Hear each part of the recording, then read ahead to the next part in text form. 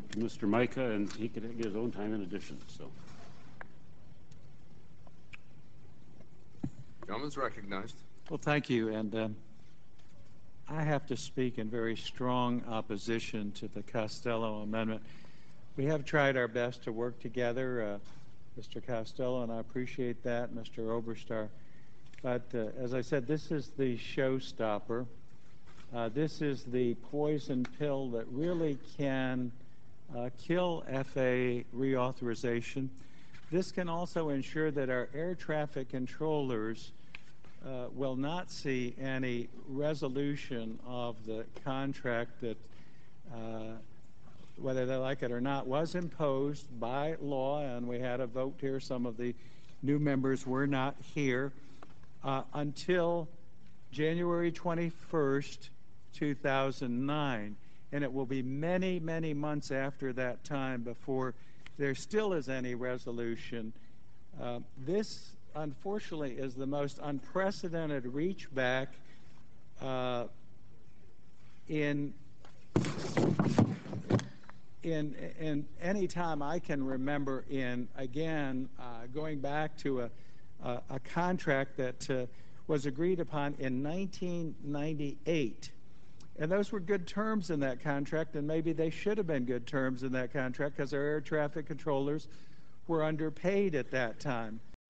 And what happened from 1998 until, again, this contract was being renegotiated was there was approximately a 75% increase in pay. I have the increase in pay over each of the years, be glad to share with the members. But from 1999 to 2006, an 81% increase in pay. Now, again, every one of you here, we represent not just the air traffic controllers, but we represent every federal employee. I asked them to give me the numbers of federal employees in FAA. There's 43,929. That's the latest I have as of today. The controller workforce is 14,580. So the non-controller workforce is 29,349. Now, how can you go back with a straight face to those folks and tell them that you're going to impose something that was negotiated in 1998 that provided a 10% on average annual increase? In fact, that year in 99, the first year, was a 16% increase. Is that fair to those men and women that serve? And many of them are professionals. They're people with engineering degrees. They're people who have extensive backgrounds, and we need them, and they should be rightfully compensated. If it's a question of pay, the average pay for an air traffic controller, the base pay is $117,249, and this is information that we've disputed this, and we had this validated by the Inspector General's Office of the Department of Transportation. The average cash compensation with base pay and premium is $131,000. The total average cash compensation and benefits was $171,140. This is fact. And again, bring up the the provisions of the 1998. Now, we have air traffic controllers. You might remember in this debate, I said, well, if this is such an issue in safety, we'll have the military do that. We have a great military air traffic control system. Ladies and gentlemen of the committee, the United States Air Force Staff Sergeant with 10 years service, who's right now controlling air traffic in Baghdad, is making $35,919. That's just not fair. It's just not fair. So again, I have great concern. I agree with Mr. Petri. We would favor an impasse procedure. We don't want the Congress.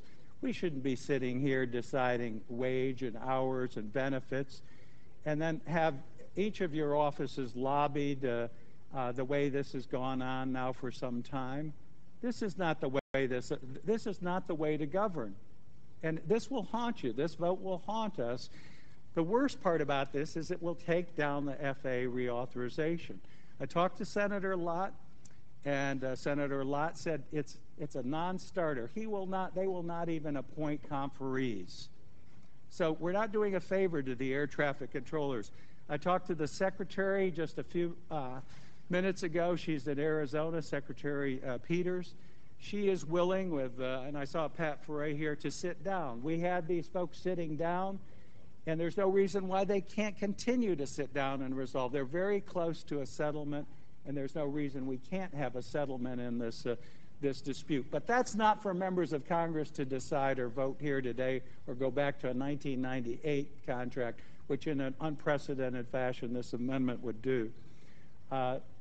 So again, it can be resolved. I'm willing to work. We brought the White House, we brought OMB, we brought FAA and the Department of Transportation leaders together, and that process needs to continue. Every one of you need to pick up the phone and ask both sides to settle this outside this arena, because what is at stake is our prominence in aviation in the world if we do not go forward with this bill. So again, I'm sorry this amendment has to come up. I wish it could be deferred. We don't need to vote on this today. If we do vote on it and it passes, it is a poison pill that has, I'm telling you, the potential for getting a presidential veto, not having an FAA reauthorization, and that's not what I want. And also the other thing, too, if you're interested in helping these air traffic controllers, the way to do that is to have them brought to the table, everybody brought back to the table, and resolve this before this bill again gets a veto from the president. Sorry it took so much time, but this is the crux to this whole legislation. It's an important matter, and it deserves your very serious consideration. Thank you. Yield back.